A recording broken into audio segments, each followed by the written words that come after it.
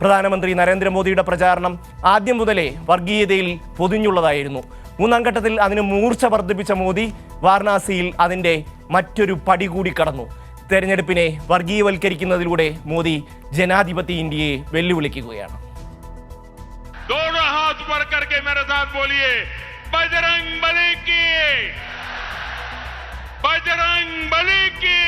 മോദിയുടെ അഭേദ്യമെന്ന് തോന്നുന്ന ജനപ്രീതി, ഇന്ത്യയിലെ വ്യവസായ പ്രമുഖരുമായുള്ള അടുപ്പം, ഹിന്ദുത്വ ദേശീയ പ്രത്യയശാസ്ത്രത്തിന്റെ പ്രചാരണം എന്നിവയുടെ മിശ്രിതത്തിൽ നിന്നാണ് രൂപപ്പെട്ടിരിക്കുന്നത്. അതുതന്നെയാണ് പച്ചയ്ക്ക് വർഗീയത പറയാൻ മോദിക്ക് നൽകുന്ന ധൈര്യം.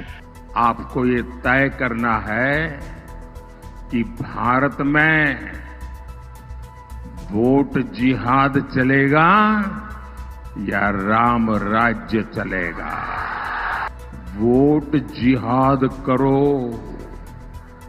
यानी मोदी के खिलाफ. ഹിന്ദുത്വം ഇതിലൊരു പ്രധാന ഭാഗമാണ്.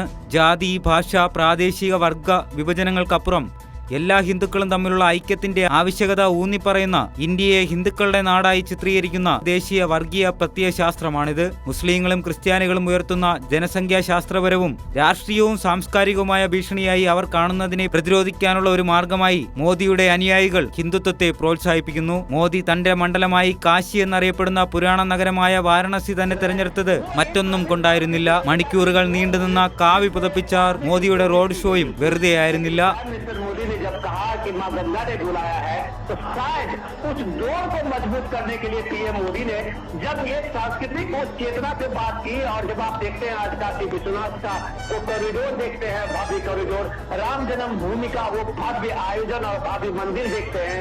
മോദിയുടെ പ്രീമിയർ ഭരണത്തിന് കീഴിൽ ഇന്ത്യയുടെ സാമൂഹിക നിയമ രാഷ്ട്രീയ സംവിധാനത്തിൽ ഹിന്ദുത്വം കൂടുതലായി ഉൾച്ചേർന്നിരിക്കുന്നു. ദേശീയതലത്തിൽ കശ്മീരിന്റെ സംസ്ഥാന പദവി എടുത്തു കളഞ്ഞത് ഇതിൽ ഉൾപ്പെടുന്നു. മുൻപ് ഇന്ത്യയിലെ ഏക മുസ്ലിം ഭൂരിപക്ഷ സംസ്ഥാനമായിരുന്നു ജമ്മു കശ്മീർ. അയൽ രാജ്യങ്ങളിൽ നിന്ന് പീഡിപ്പിക്കപ്പെടുന്ന മുസ്ലിങ്ങളെ ഇന്ത്യയിൽ അഭയം തേടുന്നതിൽ നിന്ന് തടയുന്ന പൗരത്വ ഭേദഗതി നിയമവും മോദിയുടെ നേതൃത്വത്തിൽ നടപ്പിലാക്കി. എന്നാൽ ക്രിസ്ത്യാനികൾ ഉൾപ്പെടെയുള്ള മതന്യൂനപക്ഷങ്ങളെ ഒഴിവാക്കി മുസ്ലിം ജനവിഭാഗത്തെ കൂടുതൽ ഒറ്റപ്പെടുത്തി. ബിജെപി ഭരിക്കുന്ന സംസ്ഥാനങ്ങളിൽ ക്രിസ്തുമതത്തിലേക്കും ഇസ്ലാമിലേക്കും പരിമിതപ്പെടുത്താൻ ശ്രമിക്കുന്ന നിയമങ്ങളുടെ ഒരു കൂട്ടം പാസാക്കിയിട്ടുണ്ട്. ഇനിയും എത്ര നിയമങ്ങൾ സംഘപരിവാറിന്റെ അജണ്ടയിൽ പരിഗണന കാത്തു കഴിയുന്നു. വ്യക്തമായ ജനമുന്നേറ്റം ഈ ഏകാധിപത്യത്തിനെതിരെ തെരഞ്ഞെടുപ്പിലൂടെ മറുപടി നൽകുമെന്ന് പ്രത്യാശിക്കാതെ വേറെ വഴിയില്ല.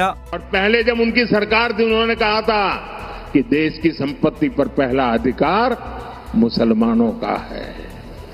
इसका मतलब ये संपत्ति इकट्ठी करके किसको बांटेंगे? जिनके ज्यादा बच्चे हैं उनको बांटेंगे.